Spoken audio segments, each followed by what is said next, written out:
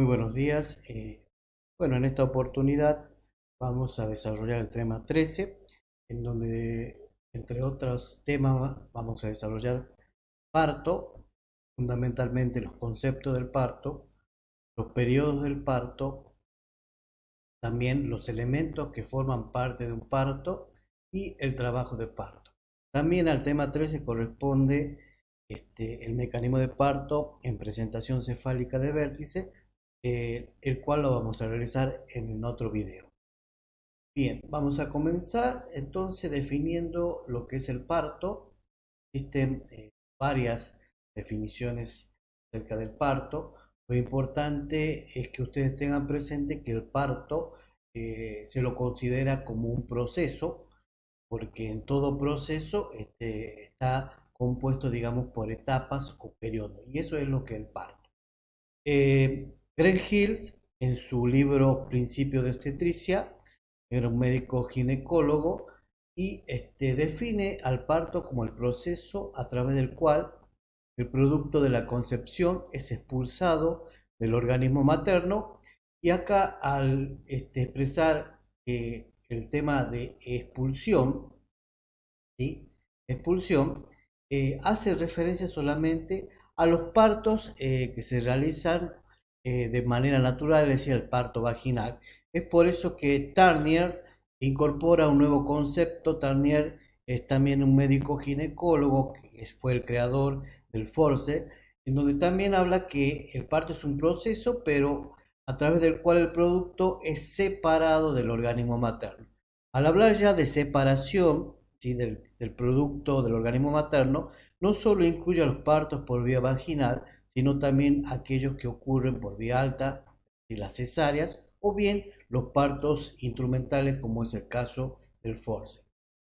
Actualmente surgió un nuevo término, que es el parto respetado o humanizado. Es aquel en donde digamos que se respeta los derechos de la madre y los niños en el momento del nacimiento. Y hablamos de respetar cuando un parto es normal, porque se respeta tiempo, en donde no se discrimina, se respeta la intimidad, y la persona que va a parir tiene la posibilidad de elegir la persona que va a acompañar durante el trabajo del parto, el parto y el posparto. Es decir, en donde el parto, digamos, la verdadera protagonista de este proceso es la mujer, ¿m?, y su familia. Ahora vamos a clasificar el parto. Hay muchas clasificaciones. Se puede realizar la clasificación en base a la edad gestacional. Se produce la expulsión del feto. Así tenemos, según la Organización Mundial de la Salud, que se considera aborto cuando la expulsión se produce antes de las 20 semanas. Otros consideran hasta las 22 semanas, pero siempre teniendo en cuenta que el peso del producto abortado sea inferior a los 500 gramos. Después tenemos lo que es el parto inmaduro. Es aquel que se produce entre la semana 22 y 27 de gestación, y como su misma palabra lo dice, un feto inmaduro tiene todos sus órganos y sistemas aún no desarrollados. El parto prematuro es aquel que se produce entre la semana 28 y 37. Y dentro del prematuro van a ver, o ya vieron con la licenciada Agustinovi, las clasificaciones de acuerdo a la edad gestacional del prematuro. El parto de término se considera con las 37 semanas cumplidas y hasta las 41. Y se considera parto serótino, es decir, digamos tardío, cuando el parto se produce después de las 42 semanas. Podemos clasificarlo también al parto según el inicio del parto. El mismo puede ser espontáneo o natural, como su misma palabra lo dice. Es aquel que se inicia y se desarrolla de manera espontánea o natural, o puede ser provocado o inducido. Por ejemplo, un parto provocado e inducido es aquel que ha cumplido las 41 semanas y aún no hubo, digamos, modificaciones cervicales. Entonces, un parto que supera las 41 semanas sufre el riesgo, sobre todo por la placenta, que es un órgano, recuerden que es transitorio, por lo tanto tiene un periodo, la placenta después de esta edad gestacional se envejece y existe el riesgo latente de que el feto pueda morir en el útero. Entonces, en ese caso, digamos, estaría indicado el parto provocado e inducido, o por ejemplo, también cuando los niveles de hipertensión, como es el caso de la preeclampsia o la emergencia hipertensiva, el tema que ya ustedes vieron, está, digamos, manejándose cifras tensionales inmanejables, podemos decir así, y bueno, y que la única manera de estabilizar a esa paciente es mediante el parto. Después tenemos, según la evolución, el parto puede ser fisiológico o eutóxico, es aquel en donde se desarrolla sin ningún tipo de dificultad en todos sus periodos, y tenemos el parto patológico o distóxico, que es aquel en donde se requiere la intervención del especialista, en este caso el ginecólogo o el obstetra, para poder corregir esa alteración del parto. Ejemplos de un parto distóxico sería, por ejemplo, en el caso de una desproporción feto-pélvica, es decir, cuando un feto es grande o cuando hay una desproporción pélvica, cuando la pelvis es pequeña, no es viable, o en el caso de una prosidencia de cordón, la falta de progresión y descenso, o también las emergencias hipertensivas. Entonces, lo que hay que hacer ahí, en este parto distóxico o patológico, es corregirlo, y para ello se requiere la intervención del especialista. Según el número de fetos, puede ser único simple o múltiple en el caso de que sean dos más fetos. Bien, esa sería una forma de clasificarlo al parto. Es importante que los tengan presente. Es una pregunta de parcial también. Y ahora vamos a hablar de los periodos del parto. Habíamos dicho que el parto era un proceso, por lo tanto, como todo proceso, presenta etapas o periodos. Bien, y esas etapas o periodo del parto tenemos que son tres básicamente. Hay algunos autores que consideran un cuarto periodo, que eso lo vamos a ver más adelante. Y esa etapa son el periodo dilatante que se inicia con las modificaciones cervicales. Las modificaciones cervicales acá vemos en la figura un cuello que está formado, está cerrado, y acá vemos a la par un cuello que ha perdido esa longitud y ha comenzado a dilatarse. Justamente este periodo dilatante se inicia con el llamado borramiento y dilatación. Todo esto gracias a las contracciones uterinas, y este periodo dilatante va a terminar cuando la mujer ha completado la dilatación, es decir, ha alcanzado los 10 centímetros de dilatación. El segundo periodo parto se denomina expulsivo. Este periodo se inicia justamente cuando la dilatación completa, y va a terminar esta etapa o este periodo con la expulsión del feto. Y por último tenemos el periodo placentario o tercer periodo del parto, periodo placentario o del alumbramiento. Se inicia una vez producido el parto y va a terminar con la expulsión de la placenta. Bien, vamos a ver algunas generalidades de estos periodos. Así tenemos que el periodo dilatante que habíamos dicho que se iniciaba con modificaciones cervicales, tiene una fase latente o fase lenta, periodo, y una fase activa o rápida. La fase latente o lenta se caracteriza porque la mujer ha comenzado, y con las contracciones uterinas, que aún no son regulares, duraderas e intensas, pero estas contracciones lo que van a hacer es que vaya modificándose el cuello, borrándose, dilatando. Consideramos que la fase latente es hasta los 5 o 6 centímetros de dilatación. Ustedes van a escuchar muchas veces un término que es el preparto, es un periodo, digamos, prodrómico al parto, es decir, inicial, que se caracteriza el preparto por una serie de contracciones que son más o menos regulares, intensas y duraderas. El preparto se caracteriza porque la mujer no va a manifestar una sensación de pesadez en la región hipogástrica y también puede haber signos como la expulsión del tapón mucoso. Por ejemplo, en el Instituto de Maternidad, como en otros servicios de obstetricia, se considera preparto cuando presenta contracciones más o menos regulares y tiene una dilatación de hasta 3 centímetros.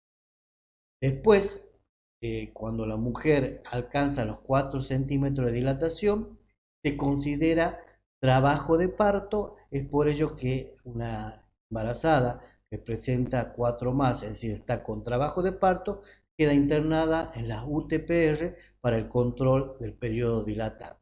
Y la fase activa justamente es cuando la mujer alcanza los 6 centímetros hasta la dilatación completa y se llama fase activa rápida porque generalmente, digamos, no tiene mucha duración, por supuesto, que va a depender de la paridad. Entonces, el periodo dilatante, nuevamente acá vemos un cuello que tiene toda su longitud. Acá vemos el cuello que se ha borrado, es decir, ha perdido la longitud. Acá vemos un cuello que está cerrado y acá vemos que el cuello ha comenzado a dilatar. Es importante tener presente que el cuello del útero o cervix presenta dos orificios. Este que está en contacto con la vagina, que se llama orificio cervical externo, y este que está en contacto con el útero se denomina orificio cervical interno. Lo que nosotros valoramos a la hora de evaluar la dilatación cervical es justamente el orificio cervical interno. En esta figura podemos ver si colocamos un espéculo, en caso de un cuello que aún no ha dilatado, este sería el orificio cervical interno. Este es un cuello donde ha comenzado la dilatación, donde está parcialmente borrado, y en este caso ya el cuello está borrado completamente y ha alcanzado la dilatación completa. Y esto que vemos acá sería la cabeza o la presentación. Después tenemos el periodo expulsivo, que habíamos dicho que se iniciaba con la dilatación completa y terminaba con la expulsión del feto. La duración de un periodo expulsivo, al igual que el dilatante, va a depender de la paridad. En una primigesta, aproximadamente esta etapa dura entre 45 y 60 minutos, mientras que en una multípara este proceso es mucho más rápido y dura entre 45 y 20 minutos. El tercer periodo del parto se llama periodo placentario del alumbramiento. Eh, este periodo se inicia con la expulsión del feto, es decir, el parto en sí, y va a terminar con la expulsión de la placenta. A la vez, el periodo placentario, como ustedes saben, consta de 3 periodos, que es el desprendimiento de la placenta, el descenso y la expulsión de la placenta.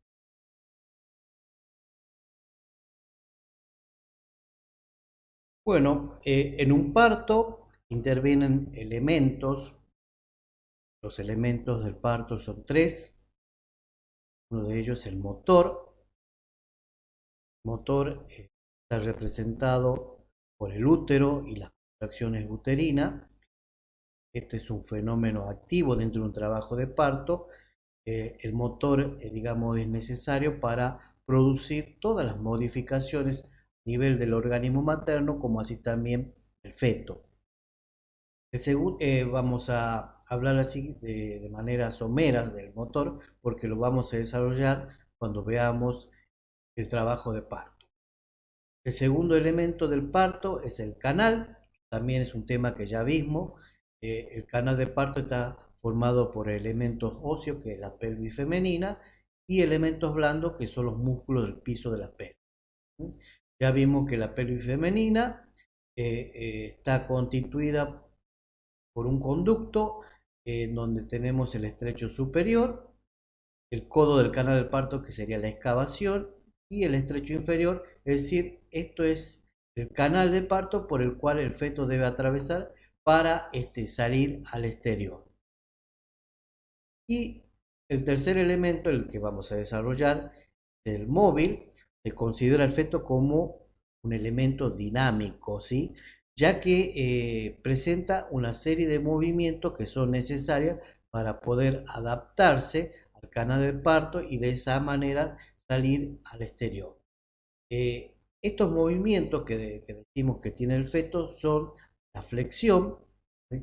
Recuerden que la flexión es cuando el mentón toma contacto con el esternón. La deflexión, es decir, cuando el mentón se aleja del esternón. Tenemos el sinclitismo y el asinclitismo, que son términos nuevos que ya vamos a ver más adelante, y la rotación interna, es decir, que el feto, para poder atravesar el canal del parto, va a realizar estos movimientos. Bien, el móvil fetal, como vemos acá, está integrado, ¿sí?, por tres segmentos, también llamados segmentos de distocias. Esos tres segmentos son la cabeza, los hombros y la cadera. Bueno, tanto en la cabeza como en los hombros y la cadera presentan diámetros. En el caso de la cabeza tenemos el diámetro biparietal, que va de parietal a parietal y que mide 9,5 centímetros. A nivel de los hombros tenemos el diámetro biacromial, que mide 12 centímetros, y en la cadera el diámetro bitrocanterio también, que mide igual que el diámetro biparietal, 9,5 centímetros. La cabeza fetal es otra estructura que debemos tener presente cuando estudiamos este elemento que es el móvil. La cabeza fetal presenta suturas. La sutura es la unión entre dos huesos y justamente tiene movilidad en el feto, porque a través del cabalgamiento lo que va a hacer es reducir con este cabalgamiento los diámetros cefálicos. Tenemos la siguiente sutura, esta sutura que está acá, que se llama sutura frontal y que separa el frontal en dos. Tenemos la sutura frontoparietal, que es esta, que separa los parietales del frontal. La sutura sagital, que es la que vemos acá. Esta sutura sagital separa ambos parietales, y la sutura parieto-occipital o posterior o lamboidea, que separa los parietales del occipital. Entre las suturas se encuentran, digamos, las fontanelas. Las fontanelas es la confluencia de dos o más suturas. Tenemos dos, marcar acá. Esta sutura que tiene esta fontanela, disculpe, que tiene la forma de un rombo, se llama fontanela anterior o mayor, o bregmática. Tienen, como ustedes ven, una forma de un rombo. Esta se cierra después del nacimiento, generalmente entre el año y el año 6 meses. Y tenemos la fontanela, esta que tiene una forma de un triángulo, la fontanela posterior o menor, que digamos es el punto de referencia que tenemos nosotros mediante el tacto vaginal. Cuando tactamos esta fontanela posterior, sabemos que la presentación está flexionada, es decir, el mentón está sobre el esternón, entonces lo que yo estoy tocando es la fontanela posterior.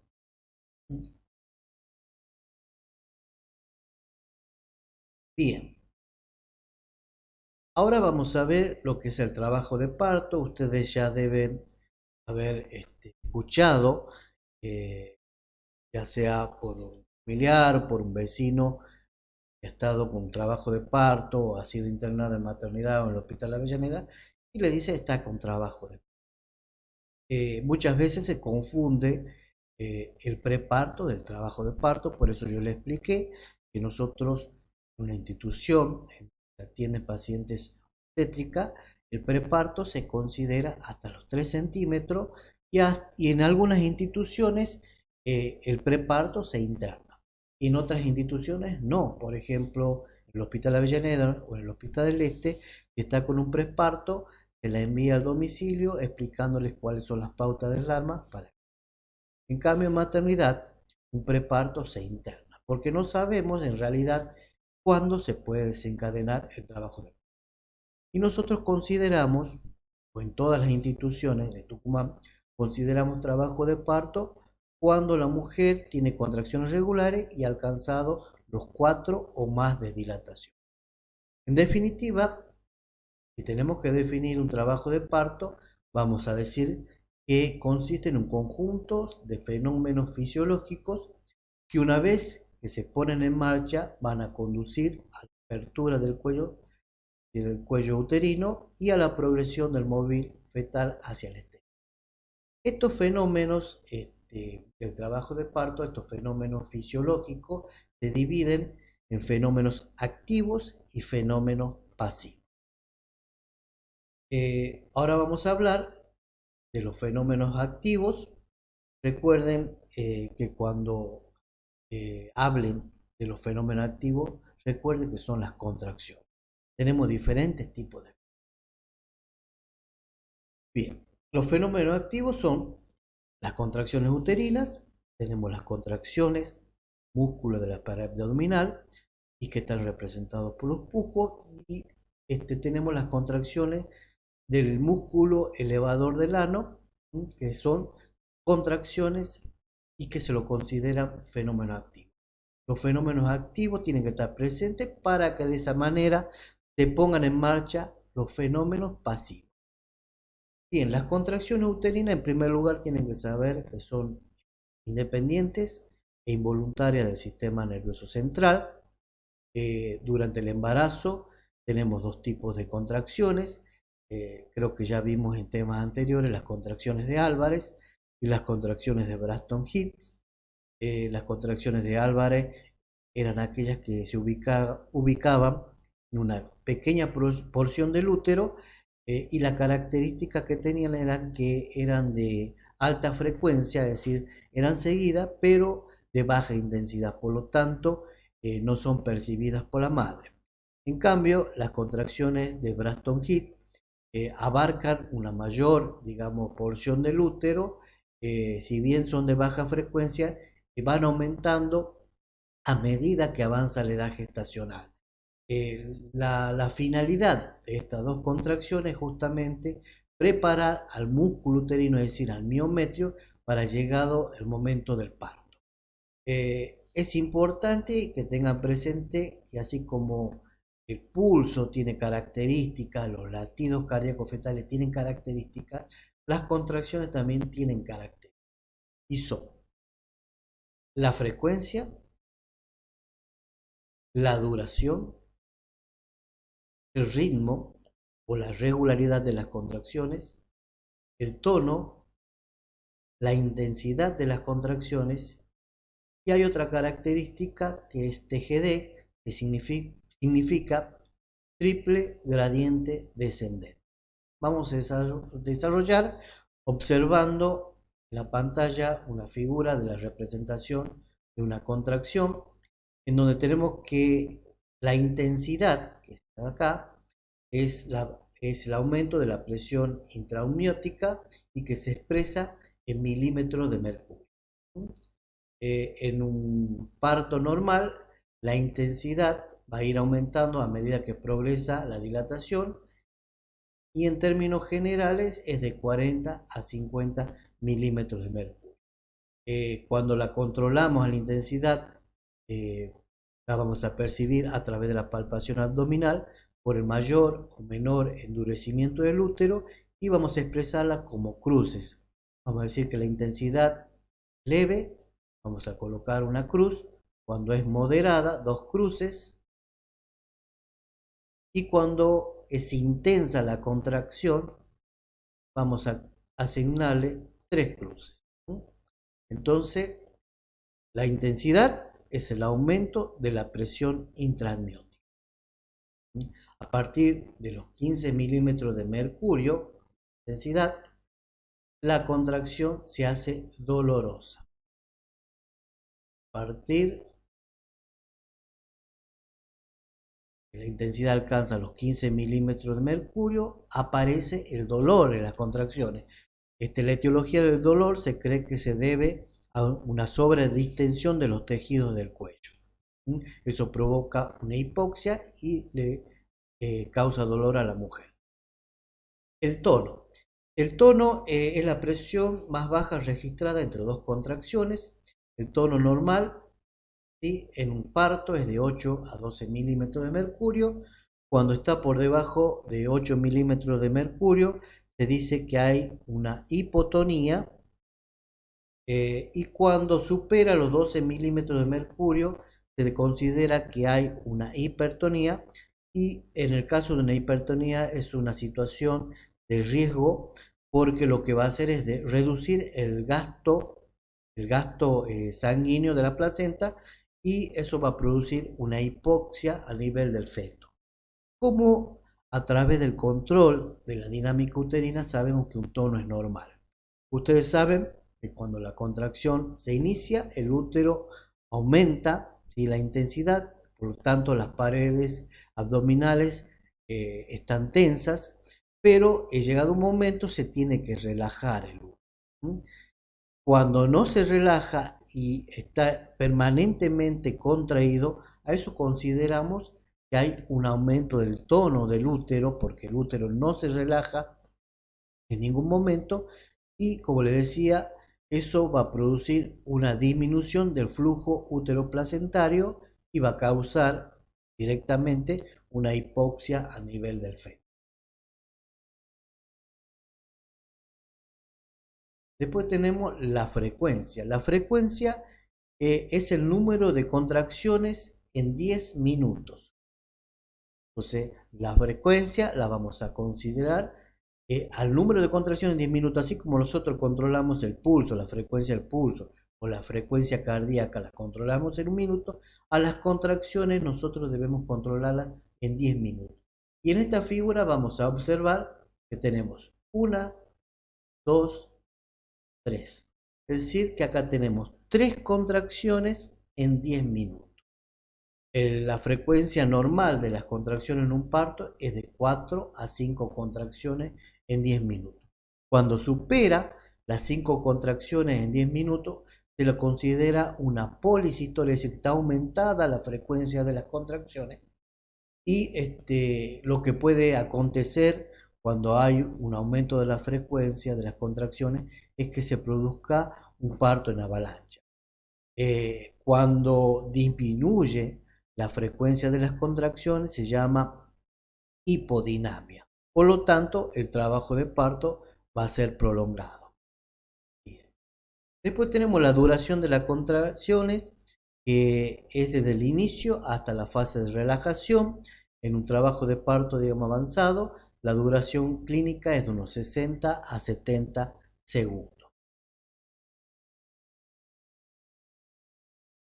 Y por último tenemos como característica el triple gradiente descendente.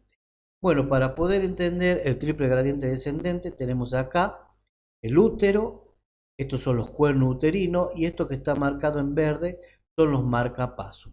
Los marcapasos es el lugar donde tiene origen las contracciones.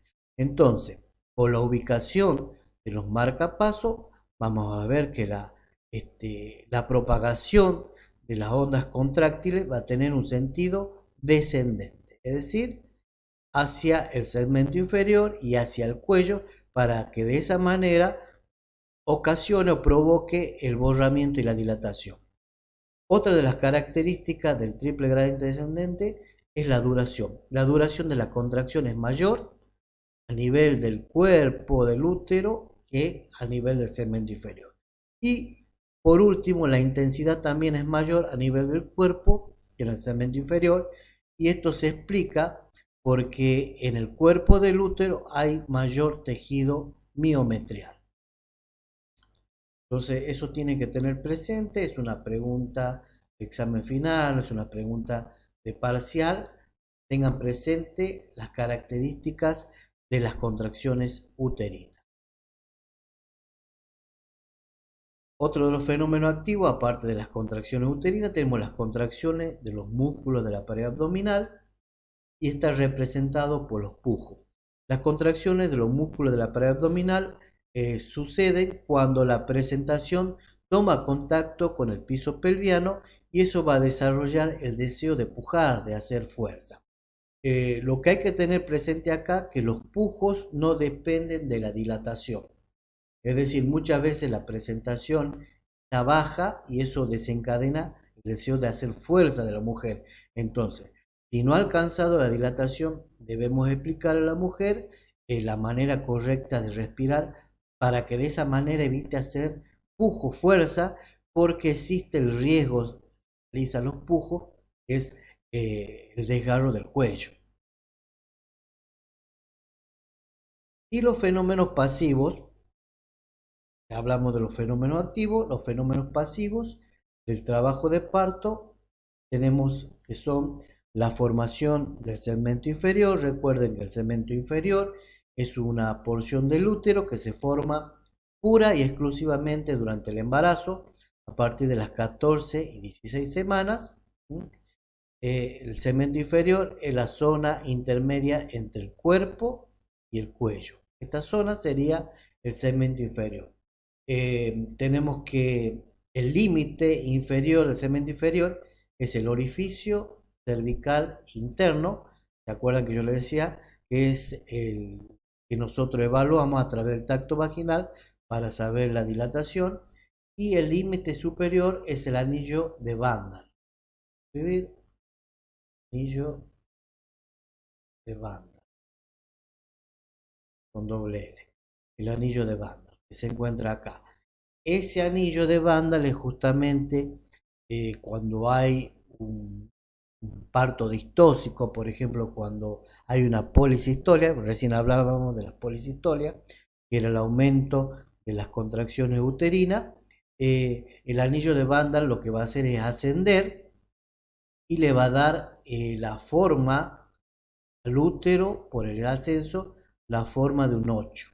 Entonces, cuando se produce justamente el ascenso del anillo de Bandar y el útero tiene forma de 8, es un signo de inminente rotura uterina. Otro de los fenómenos pasivos, quizás uno de los más importantes que tenemos que tener presente para determinar trabajo de parto, es el borramiento y la dilatación. El borramiento y la dilatación ocurre de manera diferente, depende de la paridad, es diferente en las primigestas de las multíparas. Para poder entender el borramiento y la dilatación, tenemos que observar este dibujo.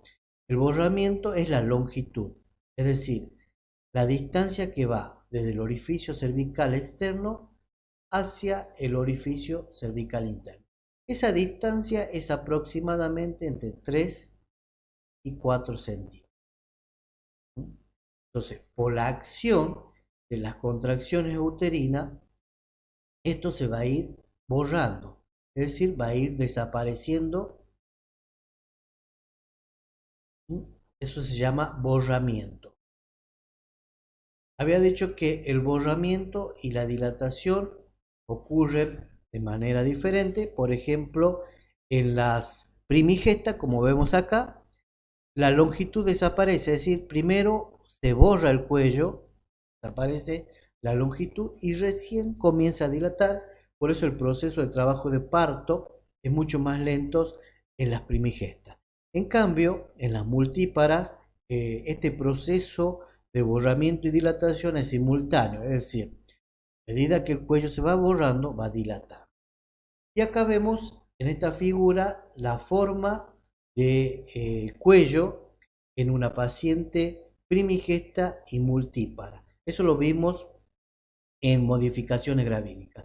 En este caso, en el A, es el cuello de una nulípara, es decir, en una nulípara tiene forma de uso, una forma de un tambor, en donde se observa que tanto el orificio cervical externo como el interno están cerrados. En este caso, entonces recuerden, es el cuello de una nulípara. En cambio, acá ustedes ven que hay una dilatación del orificio cervical interno y el orificio cervical interno está cerrado. El externo está entreabierto y el interno está cerrado. Ese es el cuello característico de una multípara, tiene la forma de apagavelas. Se llama así justamente porque esta parte, que es el externo, está entreabierto y el interno está cerrado. Entonces, esto es un fenómeno importante, el borramiento y la dilatación. Recuerde que para que haya borramiento y dilatación del cuello es necesario que las contracciones sean regulares e intensas. Otro de los fenómenos pasivos es la eliminación de los limos. Los limos, ustedes los conocen como el tapón mucoso. La mujer generalmente viene a la consulta, cuando viene con contracciones, nos dice que ha eliminado el tapón. Entonces, los limos se encuentran entre el orificio cervical externo y el orificio cervical interno. El tapón mucoso, los limos, acá lo vemos en la figura, es como una mucosidad de característica de gelatina y cuya finalidad o función es proteger a la cavidad uterina y al feto del ascenso de gérmenes provenientes del exterior. Se produce la eliminación justamente porque con el borramiento y la dilatación cae el tapón mucoso, también es un indicativo de que el trabajo de parto se ha iniciado. Bien, otro de los fenómenos pasivos es la formación de las bolsas de las aguas. Las bolsas de las aguas que están constituidas por las membranas que son membrana externa, que es el corium, y la membrana interna, que es el amnio.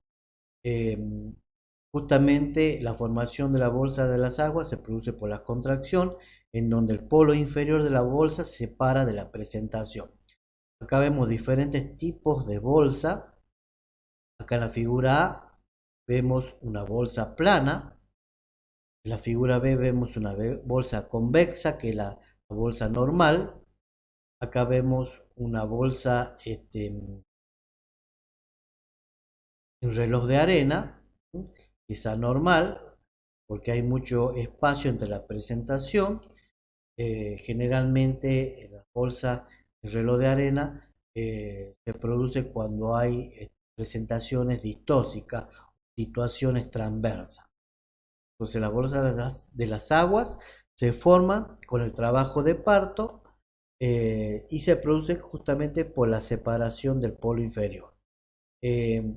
Cuando la bolsa se rompe antes del trabajo de parto, es decir, cuando no hay modificaciones cervicales, a ese cuadro lo llamamos rotura prematura de membranas. Entonces, cuando no hay modificación en el cuello, es decir, está cerrado, está formado y aún así rompe las membranas, a eso consideramos rotura prematura de membrana y es un riesgo porque existe la posibilidad de infección. Cuando hay modificaciones cervicales, pongamos un ejemplo, el cuello está borrado y tiene 3 centímetros de dilatación, a esa situación la vamos a llamar rotura espontánea de membrana. Entonces, en este caso, no hay tantos riesgos porque ya la mujer está con dilatación y el parto se puede producir de un momento a otro. Otro de los fenómenos pasivos es la ampliación del canal blando, es decir, de las partes blandas, el piso de la pelvis, vagina, y justamente esta ampliación se produce por el descenso del móvil fetal a través del canal del parto. Tenemos los fenómenos mecánicos, que no está acá. Los fenómenos mecánicos son todos aquellos movimientos que va a realizar el feto con el objetivo de atravesar el canal del parto. Y los fenómenos plásticos, cefálicos, tenemos lo que ocurre a nivel de la cabeza fetal como un resultado del pasaje de la misma a través del canal del parto, el caput succedaneum, que es, digamos, la acumulación de sangre debajo del cuero cabelludo, no es patológico, generalmente esto desaparece entre las 48 y 72 horas, abarca varias suturas y bueno, se forma justamente por el trabajo de parto, ha sido prolongado o por el pasaje de la presentación a través del canal de parto. Y el cefalohematoma, en este caso, es una infiltración de sangre, pero acá en este caso en el periósteo, debajo del periósteo, abarca generalmente una sutura y esta suele aparecer 72 horas después del parto. Bueno, con esto damos por finalizado a la primera parte digamos, de este tema que es parto. En una segunda oportunidad vamos a ver el mecanismo de parto en presentación cefálica. Buenos días.